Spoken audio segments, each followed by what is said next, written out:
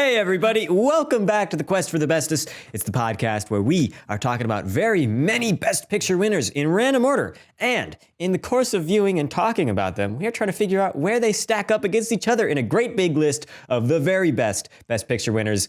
It's the Quest for the Bestest.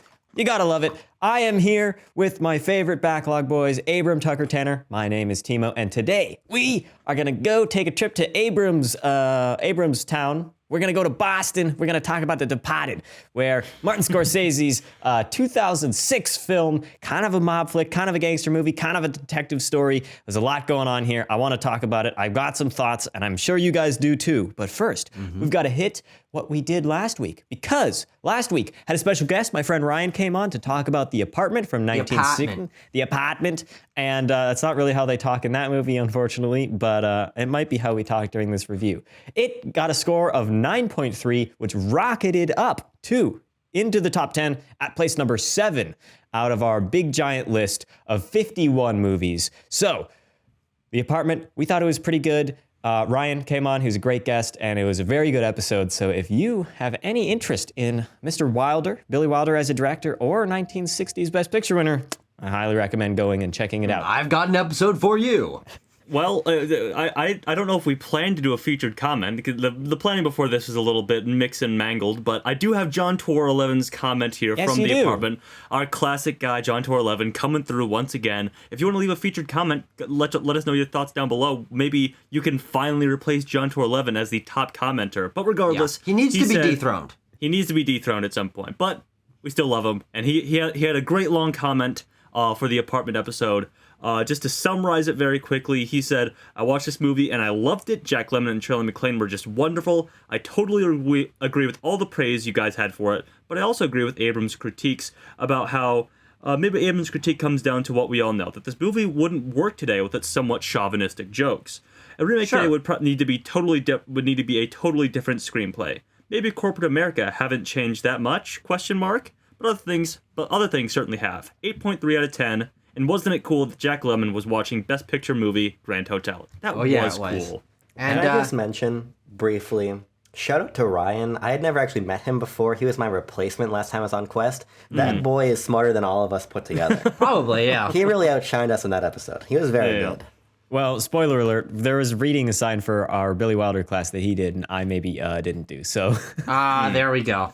He's a real wise guy, just like the characters in The Departed. So let's talk about The Departed. It's got quite a cast. I just want to read it out here just to start us off, because Leonardo DiCaprio, Matt Damon, Jack Nicholson, Martin Wahlberg, Martin Sheen, Alec Baldwin. Mark Wahlberg and Martin Sheen. Those are two different Wahlberg. Well, whatever. You know who I'm talking about. That's like a leading. You take like 6 Jackson leading Nicholson. men from. Yeah. All these Matthew Damon. Okay. All right. Let's calm down here, folks. There's a lot of big players in this movie, and I think the plot has a lot of big players too. Anyone want to try to tackle what happens in this film? All right. Let me give a crack. I've seen this movie before. I'm the Departed expert. So we sort of have our two main characters. We have Matt Damon, who plays, hang on a second, Colin, and Leonardo DiCaprio, who's playing Billy Costigan. Colin Sullivan and Billy Costigan. They sort of come up together in the police academy in Boston, Massachusetts, and Matt Damon was sort of groomed from a young age by the infamous gangster. What's his name? Frank Costello. Frank Costello, played by Jack Nicholson. And Billy Costigan, he sort of had it rough, but, he sort of has some family troubles. They come up together in the police academy, and they take very diverging paths, mirroring paths, I might add. Billy Costigan becomes an undercover police officer embedded in Costello's gangster organization, whereas Colin Sullivan is a prosecutor in the police department who's secretly a mole for Costello's crime organization. And as you might imagine, there's lots of confrontations, there's lots of people being killed, there's intrigue, there's tension galore. As you might imagine, shit goes sideways. Oh, it goes all sorts of ways. It goes up and down. Yeah, it gets Up intense. ways, down ways, and sideways. And let's talk about it. Amen. Who wants to lead us off? If nobody wants to put the foot forward, I could start it off for once. Go for it, for it. Timo. I love you your usually feet. don't start. Let's go for it. I like this movie. In broad strokes, I found the characters and the story and like the plotting and the conceit of this movie, I think, is great. And I think that the acting just like really sells all of these roles. I really love Jack Nicholson, and Leonardo DiCaprio is fairly strong performance in this film. Yeah. And there's all this intrigue, and I was just constantly super interested with what was going on and wanting to know what happened next. I normally watch movies kind of late at night and end up splitting them into two because I'm like, I'm tired, I want to go to bed. And this movie, I was tired and I wanted to go to bed, but I wanted to finish it more. And so that just shows what was going on. I think I have some questions about some of the filmmaking choices because they seem a little strange to me. They don't seem they're not like bad per se, but they're a little quizzical, I guess, and we'll get into those. That's a big boy word. We'll get into that in a little while later. But I think by and large, this film is quite good. Yeah. Yeah, I was brilliantly surprised by The Departed. I think this is probably my favorite Scorsese movie, just from the fact that this is all cylinders firing at all times. And that is mostly a pro, but can also partly be a con for this movie. It is moving so fast that sometimes it's hard to keep up. And especially on my first viewing, for that first half of the movie, continually had to ask Tanner, who the fuck is that guy? Was I supposed to know him? What's the role? Who's connection here? I mean, a lot of this is so much happening that I found it hard to keep up. But as I got my feet sort of settled in what was happening in all the characters' relationships, I was just floored by just the concept of this film being so incredibly nuanced and complicated and interesting, and there really not being like a main character that you're supposed to relate to because everyone is sort of feeling like everyone's a dual role and everyone's, going against everyone else. I thought this movie was absolutely phenomenal, and I'm really glad I finally got a chance to watch it. This is my second time watching The Departed, and I think what Tucker said is really apt with this film. It is just moving at 100 miles an hour from the very beginning of this film. It gets you going, and it doesn't really stop until those credits roll, and that really works for what the film is trying to make you feel sitting in your seat at home or in the theater or what have you. Is this really tense, really complicated sort of like you're trying to piece it together as the character's trying to piece it together. You're trying to figure out who's lying, who's not lying, who's working for who secretly. They're all lying. They're all lying. They're all rats, which is sort of maybe a theme of the movie.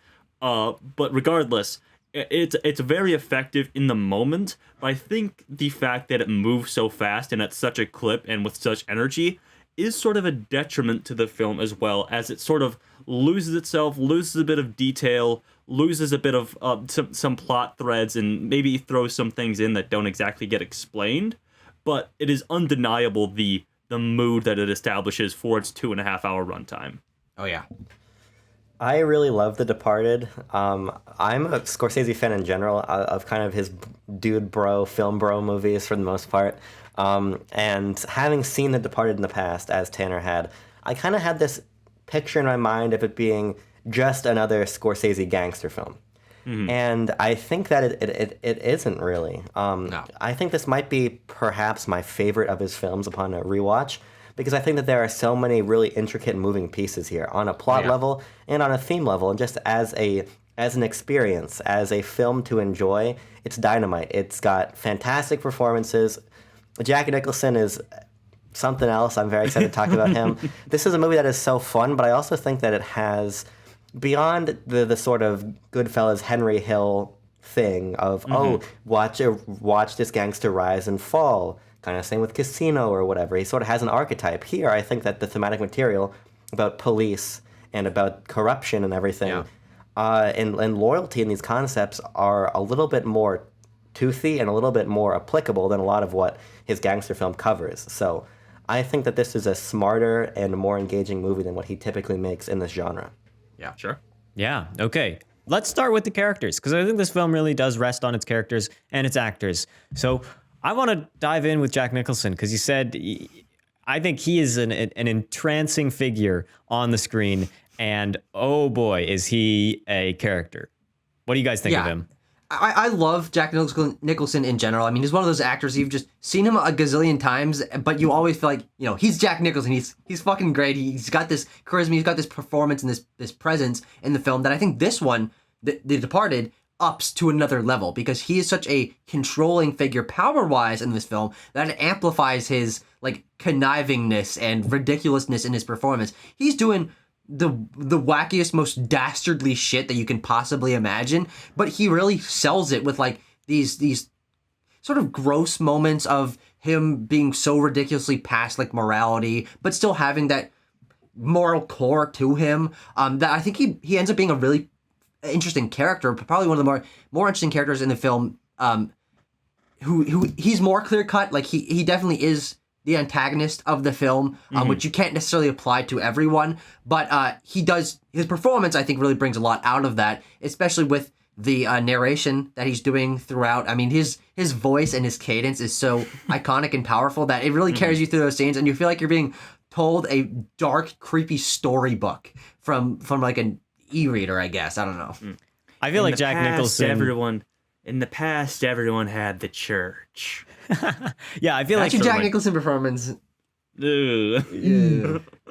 I feel like he is a creepy figure on screen. Even also, you know, the way he's presented is, I see him and I'm like, damn, that guy's kind of evil. He's like not good at all. It's just like how I read what's happening. And I think just the way that he straddles the line of like being in complete control and being totally out of control is a really interesting performance note that Nicholson gives throughout the film, where there are times where he is like, you know, pulling off the moves, being a negotiator with the microchips, with that whole plot line.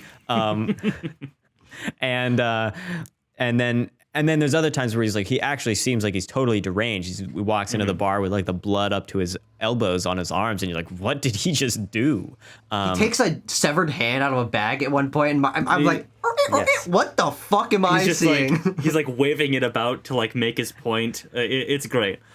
Jack Nicholson took this role. He was sort of waffling on the role of Frank Costello, but he decided to take it because first of all, he had never worked with Scorsese before, and everyone wants to work with Scorsese, as well as the fact that he had recently come off doing quite a few comedies. I think this is probably after like the Bucket List and like As Good as It Gets and stuff like that, and he wanted to play a villain again. And reading the script, he's like, oh yeah, Frank Costello is like the incarnation of evil. Because, you know, like Timo said, he's perverted, he's deranged, he is just... Can we use the word dastardly? I used that in my description, and I just think that's funny. He is a modern day Dick Dastardly. And at the same time, he's sort of like a walking enigma, or a walking contradiction, I guess is more accurate, because he's all about loyalty and everybody's a rat nowadays and stuff like that. But also like he's an FBI informant himself. So and that just adds to the theme of like everyone can act big and powerful, but at the end of the day, they're gonna be watching out for their own skins at the end of the day. And I think Frank Costello is a good interpretation of that. I think, I mean, no sense in reiterating what you guys have said, so what I would add, because I love this performance, is that it's kind of emblematic of how, for as realistic as this movie is in various senses, it has a larger-than-life quality that is completely embodied by this performance. Oh, yeah. When they're in the porno theater and he spins around with his dick out, there are just moments here that are so ridiculous, and Jack Nicholson nails them. There is a real political incorrectness and racism and sexism to his character that I think he nails, and sort of he's almost a satire in a movie that really isn't that satirical, which makes him a very interesting component of the film, on top of just being very charismatic. So I think he really is a vehicle for a lot of the film on sort of a stylistic level and a thematic level. I just think that he really steals the spotlight, which is hard to do when you're there with DiCaprio and you're there with Matt Damon and all of these guys, right? So I just... He for me makes The Departed. He gives The Departed its heart on a lot of different levels, in spite of him being as if Tucker wants me to say it, a very dastardly character in the film. Yeah, just a Thank you, reprehensible guy. I do want to shout this piece of trivia out because I think this is what we probably won't bring it up again. Jack Nicholson, he refused to wear a Boston Red Sox hat, despite the fact that this film takes place in Boston, because he himself is a Lakers fan. Lakers has a big rivalry with the Celtics, and by proxy, he just hates all Boston sports teams, I guess. So Jack Nicholson is not a method actor. No, he is not. He decided he opted to go with a Yankees hat. He refused to wear any Boston sports gear in this. Wow, very brave to wear the Yankees hat around B-Town. Well, Yeah, exactly. Okay, let's go lightning round through some of the other characters. Leonardo DiCaprio, Brad Pitt. Wait, hold the fuck up. Why would we go lightning round? These characters are the movie. Okay, We're okay. talking about the characters. They're We're talking main about the movie. characters. Let's dive into I them. think it's important to frame these characters through one thing that the plot does. Because to talk about why these characters work, I think is to talk about why this plot works on a macro level, which is it does not hide who most of these characters are from you. From the audience, you learn, you learn who Frank Costello really is as an informant, but from the jump, you know that Matt Damon works for Costello. You know that DiCaprio works for the Boston PD. And because of that, there is not the weird like detective guesswork on the audience's level of trying to unravel who's who. Yeah. And because of that, we get these sequences that allow us to see the complexity to the deceptions that both characters are putting on, which makes their performances so much richer, and I think the audience experience so much richer too. So, like when I talk about the success of DiCaprio, it's the fact that we have these scenes of him freaking out on Mark Wahlberg and Martin Sheen because we get to see him both trying to maintain his persona and that persona cracking. And the same goes for Matt Damon. Yeah, I think this movie works its best because it allows itself to be very balanced in terms of screen time. You get screen time and specific screen time for each character constantly throughout the movie. You're never leaving behind one plot thread for too long. You're never leaving behind one set of characters or character interactions for too long, and you're able to see everything from multiple sides. I mean, that sequence where the cops have planted cameras for to catch the trade of Costello trading over his boxes of microprocessors or whatever the fuck is mostly interesting because you're able to get information from all sides and sort of piece together for the characters who are out of the know, sort of point and laugh at them like, oh, you idiot, if you knew what I knew. But it makes it really fun and engaging as an audience member in a way that is very different from most films that you feel like have a really tight script and a great screenplay where you're always figuring out stuff because you're so engaged, but you know what's happening here. And I think you're right that it makes it a lot,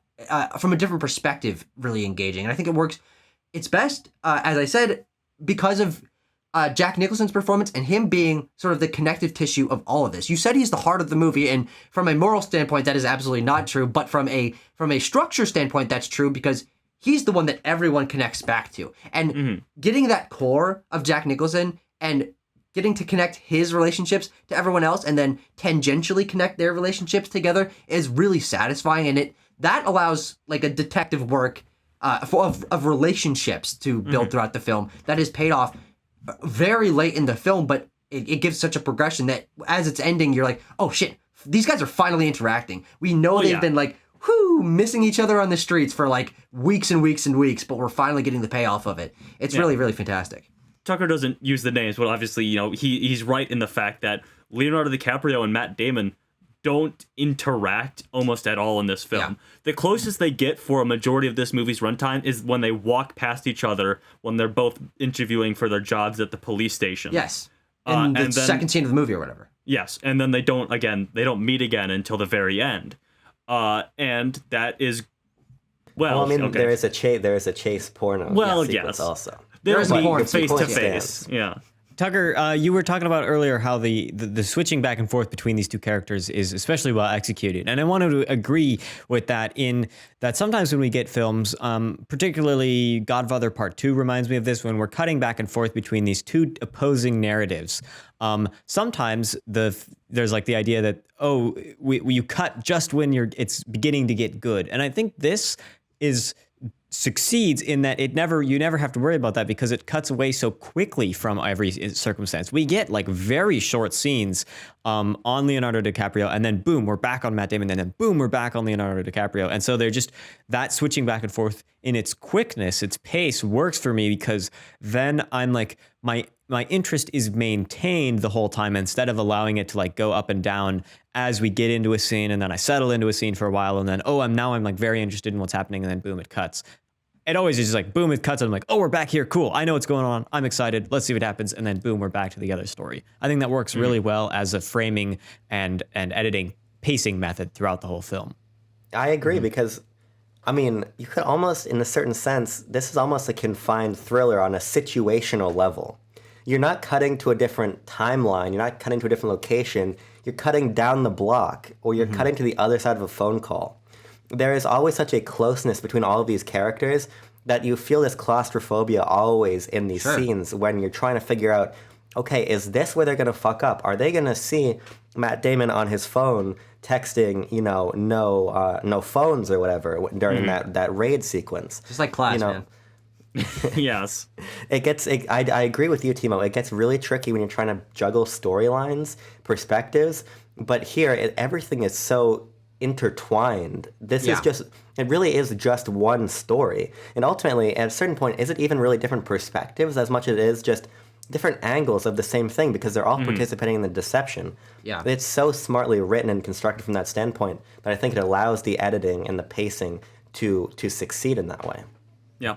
I think it also feels balanced because, as you said, everyone's sort of participating in the same kind of deception. It's just different kinds of the same kind of deception. And I started off this film trying my damnedest to keep up with, okay, who are these characters? Who are they related to? Like, what's their histories here? How am I going to get all this together? But when I realized, no, wait, these two guys that we saw that barely missed each other in the hallway one time, and now they're essentially hunting each other down, they're in the same scenario and on the opposite sides of the coin. And it makes each one equally as interesting as the other. These are both on their own could be interesting stories to tell for a detective, for a cop drama, for a gang film or whatever.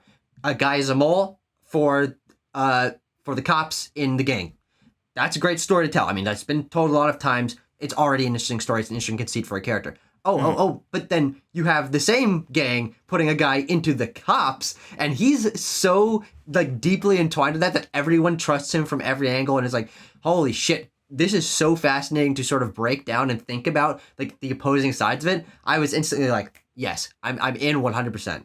Okay. Yeah. Well, we've been talking about Tucker. them. All right, shut the fuck up, Tucker. We've been talking about them in sort of an abstract sense, but I do want to get into the details of Leo and Matt Damon here, because I'll say, I don't know if this is a hot take or not, but Leo has more to work with dramatically than Matt Damon does in this film. Easily. I would say that if we can say that there's not really a lead, but I would say Leonardo DiCaprio is the lead of this film. Mm-hmm.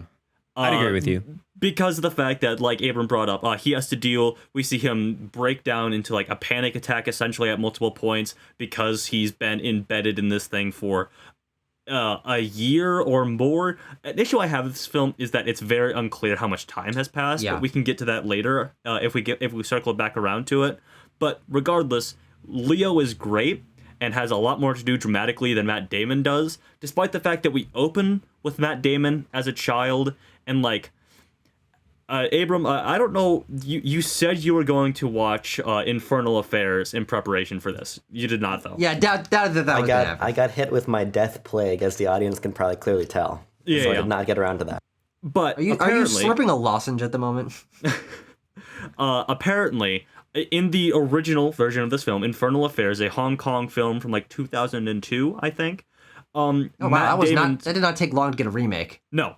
Good Matt God. Damon's counterpart does have a lot more to do dramatically. He has a whole internal conflict wherein he feels bad about being a mole. He doesn't want to be in the gangster life anymore, and that's why he kills Jack Nicholson's character, and events unfold in a sort of different way. But I kind of feel like Matt Damon is missing some dramatic weight here. He's conniving and he's smart and he's fun to watch in those scenes, but he doesn't have the dramatic tension that Leo has. Yeah, he doesn't have that humanizing element. Right.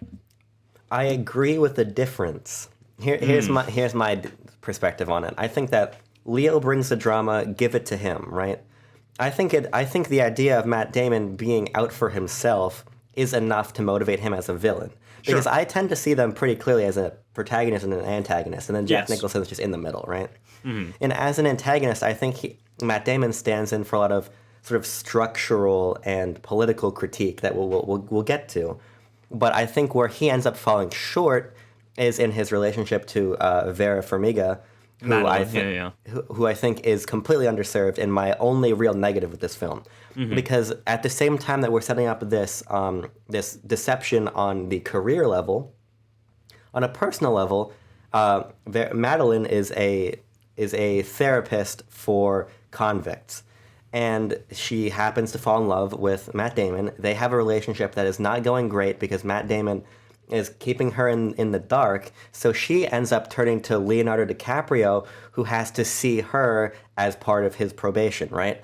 Mm-hmm. And then that's creating a tension that kind of unravels itself in a tacit way at the end when Leo uses her as a way to get to Matt Damon. But ultimately, that character conflict is never truly resolved. And because of that, I think we lose some of the tension that Matt Damon's character could have had. Yeah. Mm-hmm. Yeah, I agree. You bring up an interesting point because, obviously a sticking point of Matt Damon's character is the fact that he is just out for himself, essentially, which is a good motivation, but the original version of this story does add more depth to him. He has internal conflict, whereas in this, he gets the apartment across from the Boston or the Massachusetts State House when he's like, one day I'm gonna work my way all the way up in there, and I'll show everybody, I'll prove them all wrong. That's sort of, it is an interesting conceit, but I felt a bit lacking regardless. And it's interesting. I'm going to drop a major spoiler right now that Matt Damon is the only character to survive the end of the film. I think that is a... Nope. Oh, no. He is not. No, he doesn't. Never mind. There's that... Mark does. You're getting him confused with Mark Wahlberg. Mark Wahlberg. Okay, then my whole point is moot because that totally changes everything. Well, there you go. Yeah. But Timo, the point you are going to make is also my other criticism of the movie because it should have ended before he died. Because... It's good that you bring that up because that's where Infernal Affairs ends. They don't kill Matt Damon's counterpart. But go ahead. I think that's better because then that hammers home, I think, the theme of the movie stronger. Because then you're left to either read, okay, either Matt Damon is in on it and killed him because either he knew he killed Frank or that he killed the other undercover guy, so it's like a retaliatory mob hit, or what I think is probably more implied by the context of the film is that Madeline went to Mark Wahlberg and said, here's who he is, go kill him, and sort of a revenge because they also are butting heads for the entirety of the movie pretty much. So that makes more sense, but ultimately it's just an unnecessary complication of what could have been a great ending on a thematic level as well as a plot level. Yeah, you're definitely right, and I think also part of the reason that ending is, I think it's a fine ending. I mean, it's a subversion of expectations to have both of all three of the main characters shot in the head to end the film. Like there is an intrigue there that I think Scorsese was going for, but I think you're right, especially because Mark Wahlberg's character is like a C, D tier character in terms of screen time. He's fantastic. He's got such a personality. He's got some of the greatest dialogue in the film. I love his performance, delivering all that. But it's not as satisfying when he comes back and is the one to survive the whole thing because you don't care too much about him. He's just kind of the asshole cop. And I think that's because he didn't get enough screen time throughout the film. If he had gotten more involvement and more conflict with each of the characters, it would have been like, oh, yeah, okay, I can side with him. I can see why he's the one to survive this at the end. But it kind of just feels like we need someone to kill Matt Damon. Let's bring back Mark Wahlberg for this one thing. Well, Tucker, I think that even though you said Mark Wahlberg was like a C or a D tier character, I think his performance and the stuff that he brings to the screen in the moments, while we don't know a lot about him as a human and as a character, I think when he's on screen, he's just a pure delight. And some of the interactions that he has, especially with Leonardo DiCaprio, are some of the most... And with Alec Baldwin. Yes, with Alec Baldwin, which I would. Oh my Holy god! shit. If there is a satire character in this movie, it's Alec Baldwin. He's like, I don't know what these microchips are, but we gotta find them and do something with them. It's like, What are you, some kind of, what is it? What do you smoke? What are you not? What are you, some kind of health nut? Go fuck yourself. But Leonardo DiCaprio, Leo and Mark's interactions are some of my favorite character moments where we're really getting to see like a total dissection of what Billy Costigan is and who, everything that he thinks and what he's going through in a really, really harsh manner. They're not super fun to watch, but they're very enlightening, and I like them a lot. And I think Leo, stands up really well in contrast to this. It's like two, bulls fighting each other in the scene, but they both come out, I guess, fairly unscathed. Acting wise, I'm trying to come across. sure. Character wise, it's a whole different story. But I'm comparing the actors here. Uh-huh. Timo, I agree with you in large part. I think he's great, and I think he really does play up that Boston East Coast stereotype. You could really find his character in any dumpster behind a Dunkin' Donuts on any of the fucking street corners that are out here. Go get some fucking donkeys. And I think that's really fun, and he does a lot with a little, I think. And the scenes where he is on the other end of the phone when it isn't Martin Sheen, that sort of triangle there between those three characters is really effective too. And I think when you really start to put together the geometry of this film, all of these different fucking triangles and plot structures overlapping and intertwining, it comes back to something that I think we're just kind of beating around, but to just say, the script in this movie is really good. Yeah. Oh, yeah. It's an incredibly written film. Yeah. I do have to say, like I said in my opening statement, it's very good at creating like a 98% watertight, very good, very tense script. But at the same time, if you sit back and you look back at it and you're like, wait a second, so why did this character do this and not that when we know that they should have done that? And why was this thing included if we didn't really get a payoff for it? And I just have a few examples of that if we want to talk about those or not. Yeah, I think that's reasonable at this point. Once, because then we can wrap up our story discussion and get on to some of the other points about the film. Yeah. Oh, shit. So like we brought up, Costello is an FBI informant, but like, why keep Billy embedded in his organization after they know he's an FBI informant? Which is a thing that was added for this film that's not in Infernal Affairs either. The Costello character being an informant. So like, why keep him in there is my thing. If I can reply to this one, I think it's Go for it. because That's what this is all about.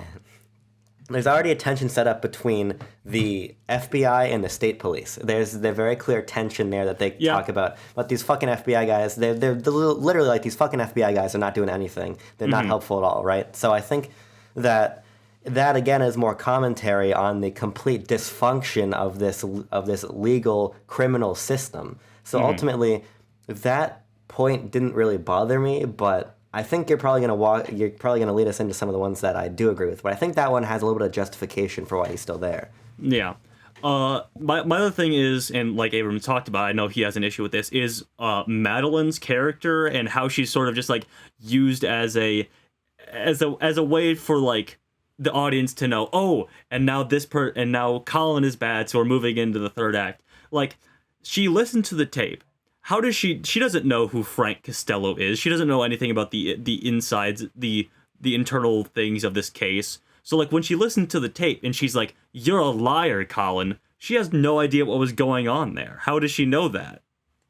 Yeah, maybe Billy told her something, but probably not. So I mean, we see him give her the tapes and be like, here, lol, and then shoot off the side of the screen. I mean, for this one, she does work in the department effectively. That's where she meets Colin. She's got to be aware of who Frank Costello is. I guess they build him up as a humongous Boston-based gangster. Yeah. So his death, which would have been reported, would have been big news. And her, based on how adjacent she is to the Boston police and the actual criminals, most of which that's a good probably point. worked under Frank, she obviously would have known. And we also come out, she's listened to more of the tape than what we hear her play back. Yeah. I also think that this one is not as big of an issue as just her character itself ending up feeling like more of a device than anything. For me, she's a cucking device for Matt Damon. Well, not entirely, because they still get it on quite a few times in the movie. But I digress. I do think that go ahead. they have a relationship. They have a child, actually. They so had there was sex at least once. there was some sex being had. That's Billy's kid, isn't it? No. I did not think it was Billy's kid. I was pretty sure. I always thought it, because Matt Damon's impotent. That's like the thing about his character. Like he can't What? get it up. Or What? yeah. Wait, They say hold this on. say this at the beginning of the movie. No. There's no way because there is a scene when she gets into bed with him and shows him the ultrasound and says, Yeah. "This is our baby." And Well, if she he was could be impotent, he'd be like, "What the fuck?" Yeah, then it would How have do been a we have much better baby?" deal. No, he It's his child. can get it up. They Are have we- sex. But I assumed it was because it came after the scene where her and Billy have sex. I assumed That's not it how was, quickly a baby shows up, Tanner. Well, here's the thing about this movie. We don't know how much time has passed in between those two Tanner, scenes. for the baby to show up on the ultrasound, the baby had to have been in her for a while. I mean, now we're getting way out of our depth because I have no fucking idea how this really works. But the point is, Okay, let me ask you none this. of Let us me have ask you had this. sex before. Let me ask you this before you rebuke this statement. Do you know definitively how much time passed between those two scenes? No. No. Yes or no? But it also Exactly. didn't No, exactly you that could he was supposed infer. to be impotent. You could infer from the larger context of the story that things are moving at a dramatic clip. If there was a 5-week gap between him having sex and her showing the ultrasound, which are pretty close together, we would have been able to tell from a larger story. Like, people you are tell, chasing though? after one another. Information is getting picked up really quick. That big of a time gap would have been obvious. But Tanner, Can you why tell? was he? I don't why, think you can tell. But Tanner, why was he not freaked out about the fact that she's pregnant if he's impotent? Why does he Because then I care don't at the end of the movie after the funeral for Billy Costigan? He's like, but what about our child? He refers to it as our child. It seems to track in his own head that he has a child with her. I don't not think that it's Billy's child. I'm pretty sure it's Billy's child. I think so. oh, what the fuck? Wait, you think it's Billy? You think it's no, Leo's child? no, I spoke wrong. I thought it was Sullivan. Sullivan's child. That's- Sullivan's child. Right. I interpret it as it is Billy's child because we establish at the beginning of the movie that Colin is impotent. He can't get it up. When? And- Where? I What? don't remember. Okay. We've hit this enough. If you have a I'm going conclusive to answer, hit it. You guys hit it- move on. Hit us You guys in the move on. comments. I'm going to Google this. Okay. What I was gonna get at is one of these larger themes of this film that I do think Madeline, even as a device, sort of leads us to get more in depth on, which is the psychological impact of the craziness and the corruption and the manipulation that's happening on all sides. We really mostly get that from Billy, but I think that the way that he interacts with Madeline and continues to show back up to her and has those freak out sessions and has to take medication and is opening his heart to her in those scenarios where he's just talking about his experience through a veiled lens because he can't reveal details. Learning about the psychological impact of all this makes this movie, I think, 10 times more interesting. You've got all these crazy characters and they're doing all these manipulations and they're filling these crazy roles that are like exaggerated, almost cartoonishly so, but there is that human element to he's molded into this and he doesn't trust anyone and it's messing him up. His head is going crazy. He doesn't know who to trust and his relationship with Madeline, I think, is pretty believable. I really think they have great chemistry together. The way that their relationship progresses and that she realizes that there's a more human man behind the freak out session that he has when they first meet. There's such a unique relationship there and perspective on crime and corruption and manipulation that I found really, really fascinating. And I think that's all because of Madeline's character. Yeah, I think Madeline's character is by and large fairly good.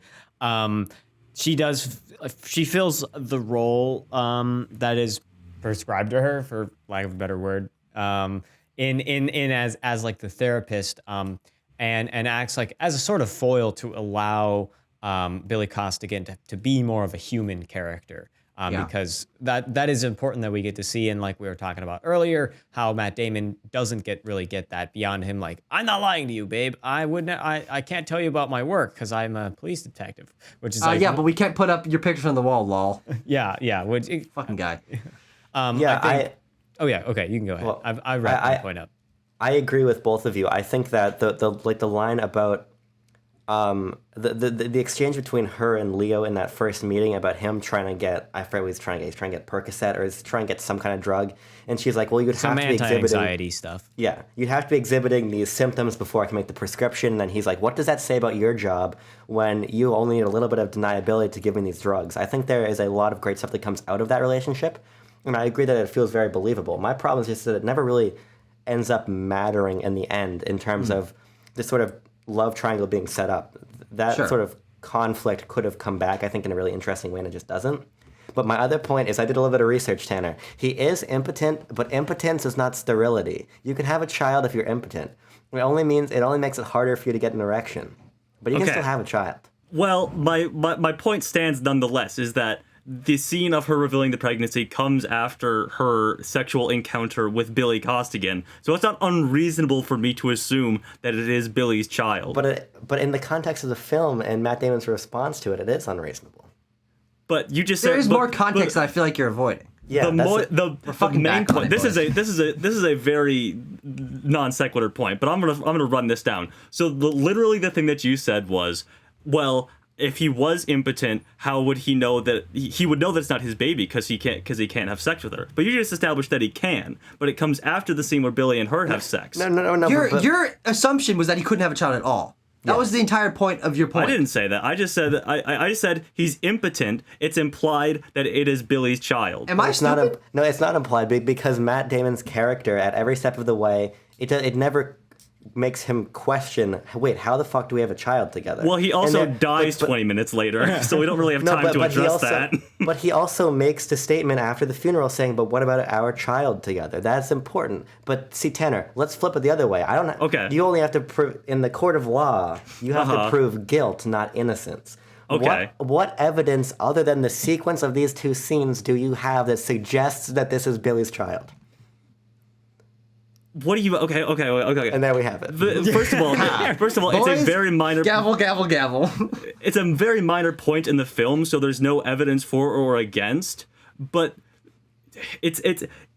all you have. The evidence that you have is Matt Damon thinks it's his kid because Madeline tells him. She's the one who would know. And if we were given more characterization and time to her, maybe we would be clued into whether or not it is Billy's or Colin's child. But at the end of the day, I think that it's Billy's child. I think it's sort of like, I think it's. What's your I think headcanon for the I think department? it's I think it serves a Maury thematic. Povich. That's I who think we need. I think it serves a thematic purpose as well because Matt Damon is this big macho, super smart guy, but he is impotent. He has performance issues. And I think it's tied to his You're right, his, that was established. I do remember that because I remember saying, oh, he's got performance issues. Yeah. he's nervous. He's like high strung all the time. But he can't let people know. He can't let Madeline know about his internal conflict, which translates into his sexual performance issues. Billy, on the other hand, he's our protagonist of the story. He's the one who actually connects with Madeline, so it would make thematic sense for them to have the child together, regardless of the fact that Madeline lies to Colin, maybe, and tells him that it is their child. It's an interesting point that it is maybe ambiguous because then the thematic idea of the story that everybody lies is present, also in Madeline's character. Well, she admits that. I mean, remember they're having a coffee together, and she says, "Hey, if Colin walked in here right now, I would lie." And I think it's interesting thematically. You're right of the film being about deception and lies, and that applying to everyone. The character that we trust, that most people trust, and rightfully so because she's a trustworthy person, also has that veneer of fibbing over her as well. And I mean, we all lie in whatever situations we're forced into, but I think that she brings sort of a more human approach to lying. Like, not ridiculous, holy shit, government, millions of dollars, drug money, holy goddamn, but like, no, I would protect my relationship with a lie if it came down to it. Like, I'm not the flawless, perfect therapist that you might think I am. I think that's a really interesting theme. I have one final point, and we can leave this alone because this is a stupid I point that saw we got hung up Matt on. Damon with the boner. That's my refute. Madeline, when she confronts Matt Damon after listening to the tape with him and Costello, says, "And I thought I was the liar." It's a vague line. We don't know what it's referring to, but I assumed it was, "I'm lying to you about whose child I'm carrying." But that line directly refers back to the scene that they have on the balcony when he's talking to Frank on the phone and then comes back in and doesn't tell him what's going on. But she says, I thought I was the liar, but you're actually the liar is what she's saying. Yeah, but that could just as easily be attributed to the relationship she's having with Billy, because she's still cheating on him. That's how I read it. But also, I'm just taking it a step further and saying, oh, she's carrying his child. Now, Tanner, here's the thing. Okay. I prefer the idea that it's Billy's child. Okay. I really do. I think that from the thematic perspective, it's great. I just don't think that anything in the movie suggests that. I think it's actually Martin Scorsese's child. Oh, just like The Departed, even though it's based on a prior film. I'm gonna use this as a trivia point to segue out of this fucking stupid pregnancy point that we got hung up on, because Martin Scorsese didn't realize this was a remake until after he agreed to direct it. He had no idea that it was a remake of Infernal Affairs. He didn't write this? No, it was. Okay. Hang on a second. It was written by. I probably should have known that. William Monahan, who won Best Adapted Screenplay. Wins and noms here. That's dope. It was also Martin Scorsese, but won Best Director. This obviously won Best Picture. It also won Best Martin Scorsese. It won Best Martin Scorsese Movie of the Year. Best Achievement in Film Editing, which I think is very good scene to scene. I have some other issues with it. But there's only one actual performance nomination in this, which is strange considering how much we've praised the performances in this. And that was for, surprisingly, Mark Wahlberg. Interesting. Mark Wahlberg got a supporting actor nom in this. Yeah, that would not have been my choice. I mean, I like him, but considering the other three, I mean, you can cheese it whatever which way and say, hey, they're all actually supporting actors or lead actors and give them whatever, nomination you can, but he's not the one I would have gone for. No, sorry, Bob. One more trivia piece. Sorry, I'm taking up a lot of talking time here, but this is really interesting and indicative of like a good guy Leonardo DiCaprio moment in real life. So, DiCaprio refused to campaign against his other male co-stars in this film, in the supporting actor category. So Warner, they're like, okay, fine, we're not going to run you at all. So that's why he didn't receive a nomination, because he refused to be run against his co-stars for supporting actor. Well, good guy Leo in that case. Should we dive into some filmmaking fundamentals? I kind of want to talk about the cinematography of this film, because there are some very interesting shot choices that draw my attention, and not necessarily a great way. I'm talking about there are some scenes, there are oftentimes there's conversations between characters, and the camera will start pretty far away from one side of the conversation, and then zoom in, will dolly in really hardcore and pan around the characters, track around them as they talk, and it felt not like a super mundane conversation, but not like the most dramatic, speech of the film. And then it will cut to another shot that does the same thing in the other direction. And to me, that really serves no story purpose, but it's just super flashy camera work that was distracting. Every time it happened, I was like, why? Huh? What? Why is this camera moving so much during this regular dialogue scene? Can you keep it still? And I want to look at their faces and their performances. And it happened a little bit too much, in my opinion, to it just be oh, that was a weird one-off thing. It happened multiple times throughout the entire length of the film, and I was every time it happened, I'm why? Why did you do it like that? Yeah, I mean, I think there's some interesting directing choices here from old Marty Scorsese, but for the most part, I didn't have any issues with it like Timo had. I think the camera movement is really interesting. There's quite a few whip pans and stuff to take us from scene to scene and through shots in different scenes, and I think it really serves the energy of the whole thing. So I don't have any issues with the directing at all. Yeah, I think the sound and all the other filmmaking fundamentals are just spot on. I didn't even notice most of them because I was just so engrossed in the story. So that's a plus for the film. Absolutely. Any thoughts from the remaining two guys about our base layer of film in this here movie? Well, I'll end the standoff. I think it's unremarkable but successful. The filmmaking is energetic, but ultimately I didn't really notice the cinematography or the editing that much. It just motivated the characters. It motivated the plot, the script, and that's what I was watching for. So ultimately, the only thing that stuck out to me is the fucking Dropkick Murphys shipping them down to Boston song. Oh, yeah, baby. So loud. It is so loud. It is so fucking loud. But otherwise, the actual construction of this film, I paid very little attention to because I think it's just good. You do remind me though that the score of this film I do have a little bit of an issue with because it's like it feels out of place in a lot of elements for me. It's very like pop heavy, or not like pop music, but like it's got a lot of music references, and the songs that are playing in the backgrounds of scenes are supposed to be recognizable. We're supposed to know what the song is, and to me, in a movie like this, that wasn't exactly what was like the right move, because I'm like, oh, I think I know this song, maybe not, well, and then it kind of felt like a bed. It felt like that, like there was just like one song after another laying underneath the entire length of the runtime, which is lazy in my book. I will come out and say that that's like not necessarily the most creative sound design ever. Are you calling Martin Scorsese a lazy director? Because he loves using like not modern, but like classic rock songs throughout his films. Yeah. One that is in this is the very beginning. The first needle drop is "Gimme Shelter" by the Rolling Stones, this is the third Martin Scorsese movie in which he's used it. It also appeared in Goodfellas and Casino. He loves "Gimme Shelter" by the Rolling Stones, and in this one, he really loves "Shipping Up to Boston" by the Dropkick Murphys, because it's 2 to 3 times, and it's very apparent when it kicks in.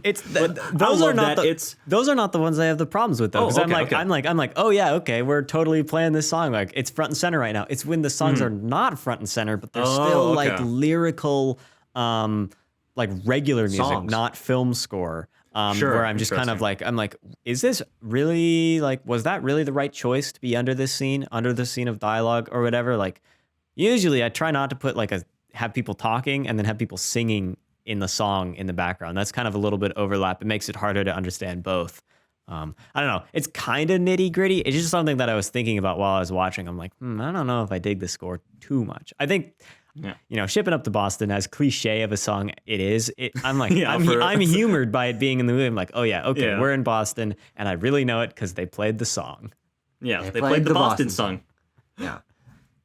I just think that all of the fundamentals of this film are good enough and, serve their purpose that I didn't notice them. I think, as Abram was saying, it's sort of everything just works to funnel you towards the drama of the characters and the writing and the story and the pacing of all of that and the interpersonal communications, which of course why I watch film, but there certainly could have been more, flashy shots of composition, of interesting visual grading or set design or whatever. I mean, it serves its purpose, but as Abram I think was saying, it's just serviceable. It's not like phenomenal. But I do think this movie is phenomenal where it counts, which is that those performances, the story, the interconnectedness of the characters. And so when I'm thinking about this film, in no way will any of the filmmaking fundamentals enter my head at all. I'm just like, oh yeah, the story. And I had issues with this part of the story, and I loved other parts of the story and the characters, but I didn't notice those cinematography issues. I don't know any of the songs, so I didn't recognize the problem with the songs. It meant nothing to me, but I think in a way that bolsters where this film is its best. Mm-hmm. Tucker brought up parts of the story that he loved. I realized that I've only been critiquing the story of this film. I haven't actually brought up you hate The Departed. It's because I hate The Departed. We didn't actually make it through all the plot holes that I had, but because we got hung up on a singular one. But we can leave those alone. I want to talk about my favorite moments in The Departed. I love doing this. This is my favorite part of any Quest episode. Where I'm like, hey, wasn't this part of the movie cool? And everyone's like, yes, it was. Yes, Tanner. What was the coolest part of the movie in your opinion? Okay, my top one. Did you not have a list prepared? I mean, you started a whole thing hey, I'm going to this bit. I love. Jeez, guys, I wasn't expecting this. Let me talk, for Christ's sake. When Matt Damon pretends to be an attorney with that one guy, I love that scene very much. Oh, that was great, yeah. It's a great, Matt Damon, Colin Sullivan thinking on his feet to, play both sides of his cop role and his gangster role, and he glides by on both of them. That's a great scene. Let's see there. This great Leo acting moment is when he's on after the sting. The sting itself is a great scene, by the way. With the all cameras. The Chinese... With the cameras and they're hiding, yeah. I love Alec Baldwin in that scene. Alec Baldwin, I think, is underappreciated in this film because he's so funny. Every time he's on screen, he's funny, and I don't really know if he's supposed to be, but he is, and I still like it. Yeah. But the scene after the sting scene when Leo's on the phone with Queenan and he's flipping out. He's like, they're on to me. I'm gonna get fucking shot in the back of the head when I'm walking down in the street or whatever. That's a great Leo scene. I love the whole scene where Queenan is being tailed, and of course that leads into Queenan's death and him just falling unceremoniously off the side of a building right in front of Leonardo DiCaprio. That's all great. That look on his face when the body splats, he's like, looking at the blood on his hands. Like, what the hell do I do right now? Yeah. It was really And of great course- when he looked at Leo and said, "I am the departed now." Yeah. And of course, I mean, you he have does become the Departed when he gets unceremoniously shot in the head, Yes, which I do think is one of those things of this movie that, honestly, I feel like I'd heard that happens, but, like, I wasn't expecting it because I didn't know the progression of this film. And when it happened, I'm like, oh, yeah, that's right. Like, he dies. But I do feel like it's a really interesting moment of, you know, how is he going to handle this next sequence? What is going to happen when he leaves this elevator and he is a cop, but he's arresting a cop, but he doesn't realize that, like, there's so many questions there. And he's like, bop, bam, okay, we're on to something different. And I think that's sort of the pacing that this film goes for, but it works really well, is to sort of just be like ripping the rug out from underneath you, but placing the rug somewhere else. That's also very interesting. I will He's say, just gonna walk into the police station with Matt Damon with a gun to his head without any evidence and be like, he's the mole, I swear. He has evidence, he doesn't bring it. That's another plot hole thing I had. I just wanted to squeeze it in. I will say, if we're gonna talk about plot holes, the black guy from Transformers, who I guess is friends with Leonardo Anthony DiCaprio, Anderson. maybe, I don't know. Their relationship doesn't really get fleshed out, but that becomes important in the climax. Yeah. So I do agree that the movie starts to trip over its own feet. It's running so fast at the end. Yeah. All Sort of right. a Chariots of Fire kind of thing, you know? One more thing. Wait, hold on. They are watching a Best Picture in this. What is it? Tanner and I made that connection. Weren't they? Am I stupid? Did they? No. They bring up. Going My Way. Yeah, That's they true. do. They do reference that, and then Tanner looks like, I remember hearing it. I was Yeah. like, Bing Crosby? Yes. "Ah, There is another version of the script wherein Frank Costello is Billy's godfather, and I think that just makes a lot more sense. That's why he trusts him with the tapes at the end. That's why, you know, he's so lenient towards him, basically very transparently being an undercover cop this entire movie. It just makes a lot more sense, and but it's not in this movie for whatever reason. Yeah, I mean, that's All that's a tidbit you drop one scene and it just sort of explains away quite a few things. Yeah, I think it will also play into the whole father-son thematic narrative that this film has. And This film I know is we really wanna the wrap father up. of movies. Yes, I know we want to wrap up, but we have to get everyone's opinion on one of the most infamous final shots in film history. And that is, of course, the final shot of The Departed, which is the rat on the railing in front of the Massachusetts State House. A shot so infamous that there is an edit of this movie that just CGIs out the rat. That's the only change. Well, I didn't notice the rat when I watched it. I'll admit. You really? I didn't pick up on it. I don't remember there being a rat in the version Well, that I rats watched. are the lowliest creatures of them all, you know what I'm saying? So Wow. I don't know. I mean, I kind of got what it was trying to say with the State House and the idea of corruption being everywhere. But I guess I was kind of neither here nor there with I was like, oh, okay, yeah. I was like, when the shot first came up, I was like, yeah, that's the last shot. Like, I know the film's not going anywhere else from here, but it didn't provoke any rage or any admiration. Sure. I think it's just goofy and heavy-handed. It's as simple as that. Yeah. The only thing that would have been more heavy-handed is if a rat itself killed Matt Damon. Oh, I see. It like drops down from the ceiling and chews through his jugular. Yes. Yeah. I don't care. I saw it and I was like, and Tanner was like, oh, by the way, that shot is infamous. And I'm like, oh, okay. Great. I don't give a shit. Like, it's fine. It doesn't bother me at all. Stupid Scorsese fans, why don't they just go watch a Marvel movie? Am I right, fellas? Go see Eternals. Released. Go see Eternals. All right, should Joss we Magnum Opus. rank this? Should we assign this I'll allow film it. some numbers Oh, sure, and fine. figure out where it goes? I think. Hey, that's my. I think we're going to be pretty fair, pretty balanced on this one. We I had a little think bit of an so. outlier last week, but holy Christ, this one's going to be flat.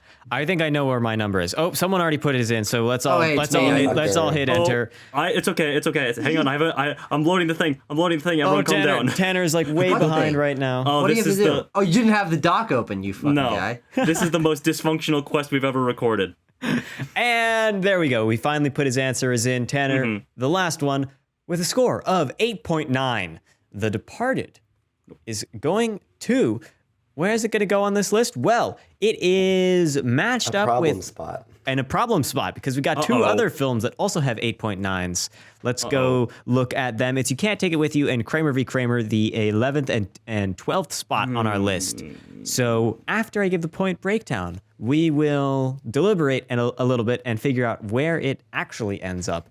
Tucker gave the film a 9.3, followed up by Abram's 8.9, Tanner's 8.8, and my 8.6. So like he predicted, Tucker was right that it was pretty flat, not a huge amount of difference. But now we've got some figuring to do. Kramer versus The Department. The Departed. The Department. Versus You Can't Take It With You. Versus You Can't Take It With You. Yeah. We love three-ways around here. What do we think about this? I'm gonna put it below both of these actually. I think both of these offer something more human, more personal than The Departed does. The Departed is a very like fast-paced tension ride, but if I want something a bit more human, a bit more out of the ordinary, maybe for a Best Picture winner, I'll go with those two. And also, I don't want to peg myself as an average Martin Scorsese shill.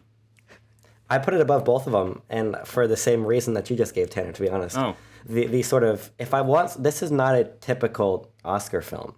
Yeah, that's what's maybe interesting to me about it. And I was a bit misguided in saying that. We talked about something like Argo, which we might consider a gimmick movie, or we talked about some of these movies that maybe rely too much on their tension. I don't think this does. I think this is a masterful script. I think we didn't really talk about the theme, but it has some really interesting, applicable, and evergreen themes, especially in our current political climate with the police force as the police force is, right? I think that this movie has a lot to offer, and it's phenomenally engaging on top of that. So I put it above both. Yeah. I also would put it above both, not because it's my favorite of the three. You Can't Take It With You is easily one of my favorites personally, but I do think this one has more to say, and it is more unique. I completely disagree, Tanner. I feel like this is the least Best Picture out of the three of those. With You Can't Take It With You, you've got sort of Hollywood fun, old Hollywood fun that you can sort of track to, okay, this is what old people enjoyed back in the day, and with Kramer versus Kramer, that's the drama that you're looking for out of Best Picture winners. This is high stakes. This is wrapped up in all sorts of craziness that I'm surprised this won Best Picture, not because I don't think it deserves it, but because I don't think it feels like one. Yeah, like I said, I don't know. I think that just slipped out of my mouth, and I didn't really mean to say that it is unlike a lot of Best Picture winners. Also, Tucker, you're aligned with one of your greatest nemeses. Martin Scorsese didn't think it was going to win Best Picture either. He was very surprised Why is he one of my nemeses? Oh, because Marvel movies. Oh, You know how you hate Martin Scorsese, and he hates good you. point. It's a great point. Yeah. I'm I keep getting hate mail from him. Martin, Yeah, it's crazy. if you're watching this, calm down, buddy. It's gonna be okay. I think I just connected more to Kramer v. Kramer and You Can't Take It With You more than The Departed. But Timo, go ahead. I think I'll agree with Tucker and Abram on this one. I'm kind of waffling on it versus You Can't Take It With You, but I think we can put it ahead because of that tension that it builds, and as it's just like pure effectiveness as a film in wrapping you up and making. I don't know. I didn't notice any of the plot holes while I was watching it, so it just pulls me through fast enough and strong enough. And I really think these performances are just really, really good. I don't know if I gave enough praise to the actors for them earlier, but I really think they're excellent performances that just drag the movie along. And it's a contemporary mob story. We don't really get a lot of those, and so I think that is another interesting point in favor of the film. So I will vote for it to go above You Can't Take It With You. And does that mean that we've got a new number 10, boys? No, number 9. A new number 9, actually. Yes, my bad. Ooh, that was close. Don't worry, Tucker. I've got the list here ready to save It's you. okay. We'll be okay. There we go. The Departed, going to go at number 9 on our list out of 52. So pretty close to where we put The Apartment last week. We're kind of sitting up here in this top 10. This is We better get a bad one next week. We deserve a stinker. We I was deserve gonna a say stinker. That's gonna jinx us, and we're gonna get a really bad one next. We already got Crash out of the way, so we Crash got 2. the worst of the worst. Oh no, Crash 2. Crash 2 Best Somehow Picture winner also won of, Best Picture. of 2024. Something Timo said really tipped me off. This is sort of like the Unforgiven of mob movies, because it is like one of like the main perpetrators of like the mob genre coming back and like making maybe like a modern interpretation. Perpetrator? Oh, yeah, he's a perpetrator of the mob genre. Martin The crown Scorsese's a jewel. perp. Oh yeah. All right, He Tanner. said that he was more You're comfortable with. muted. I was talking about The Irishman. Oh, The Irishman is actually that's a It's great. That's a good actually point. the direct analog. Yeah. Yeah. But if I talk anymore, I will become part of The Departed. So that's about my last contribution for the day. Let's save Martin Abram Scorsese- and just hit that spin wheel so that Abram doesn't disintegrate Okay, before that's our fine. very eyes. Are you ready, Tanner? Fine, let's do it. Fine, all right. Wheel, what's your deal? Give us a movie that makes us squeal. Is it on digital? Is it on real? Wheel, what's your deal? Wheel's deal is number 11. Ooh, I see. Oh, boys. Boys, Oh, no. it's time.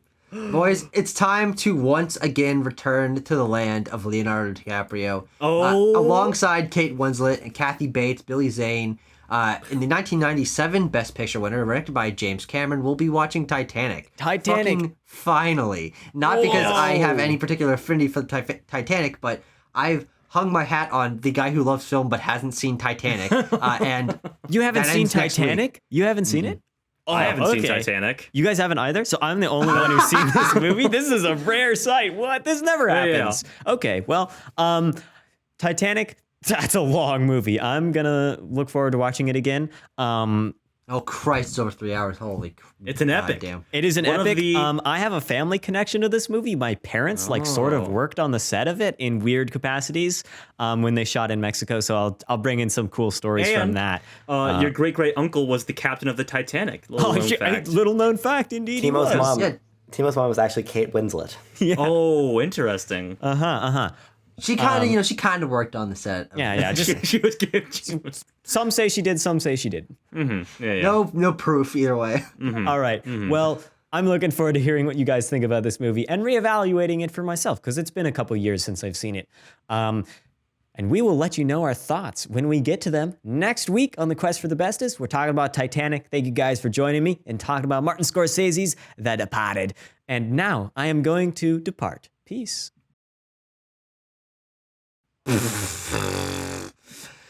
This motherfucker.